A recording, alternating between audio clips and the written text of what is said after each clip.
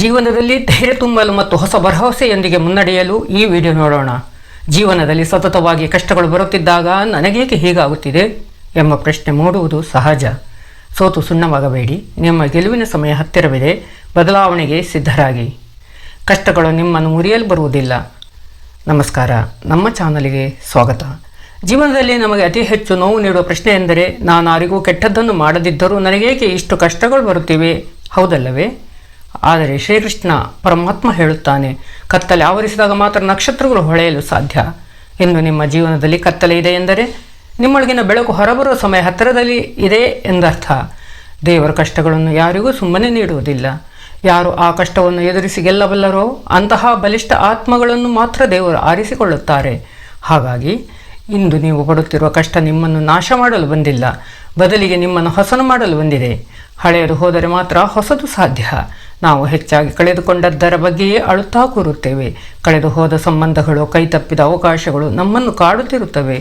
ಆದರೆ ಶ್ರೀಕೃಷ್ಣ ಪರಮಾತ್ಮನ ಮಾತು ನೆನಪಿಸಿಕೊಳ್ಳಿ, ಒಂದು ಬಾಗಿಲು ಮುಚ್ಚಿದರೆ ಮಾತ್ರ ಮತ್ತೊಂದು ತೆರೆಯಲು ಸಾಧ್ಯ.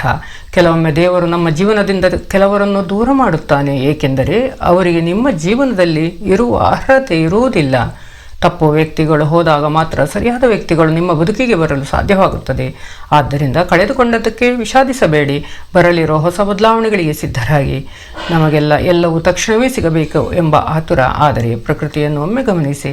ಗಿಡಕ್ಕೆ ನೀರು ಹಾಕಿದ ತಕ್ಷಣ ಅದು ಹಣ್ಣು ಕೊಡುವುದಿಲ್ಲ, ಅದಕ್ಕೆ ತನ್ನದೇ ಆದ ಸಮಯ ಬೇಕು. ಹಾಗೆಯೇ ನಿಮ್ಮ ಕಠಿಣ ಪರಿಶ್ರಮ ಮತ್ತು ಪ್ರಾರ್ಥನೆ ಕೂಡ ಫಲ ನೀಡಲು ಸಮಯ ತೆಗೆದುಕೊಳ್ಳುತ್ತದೆ. ಯಶಸ್ಸು ಎಂಬುದು ಆತುರ ಪಡುವವರ ಬಳಿ ಹೋಗುವುದಿಲ್ಲ, ಬದಲಿಗೆ ತಾಳ್ಮೆಯಿಂದ ಕಾಯುವವರ ಬಳಿ ಹೋಗುತ್ತದೆ. ನಿಮ್ಮ ಕರ್ಮ ಅಥವಾ ಕೆಲಸದಲ್ಲಿ ಪ್ರಾಮಾಣಿಕತೆ ಇದ್ದರೆ ಅದರ ಫಲವನ್ನು ಯಾರೂ ತಡೆಯಲು ಸಾಧ್ಯವಿಲ್ಲ.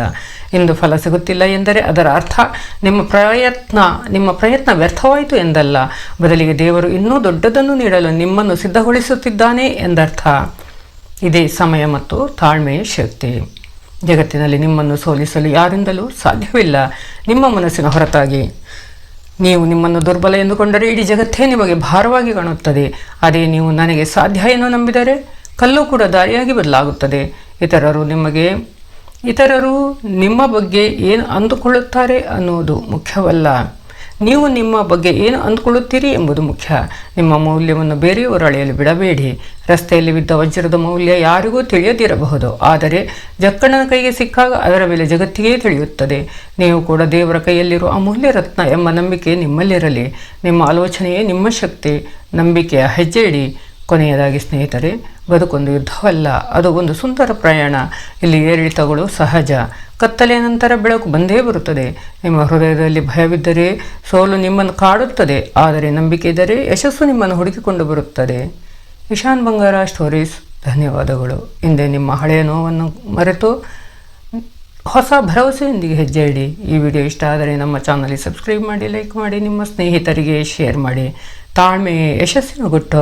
ನಿಮ್ಮ ಆಲೋಚನೆಯೇ ನಿಮ್ಮ ಶಕ್ತಿ. ನಂಬಿಕೆಯ ಹೆಜ್ಜೆ ಇಡಿ. ನೀವು ಒಂಟಿಯಲ್ಲ, ಆ ದೈವಿಕ ಶಕ್ತಿ ಸದಾ ನಿಮ್ಮ ಬೆನ್ನಿಗಿದೆ.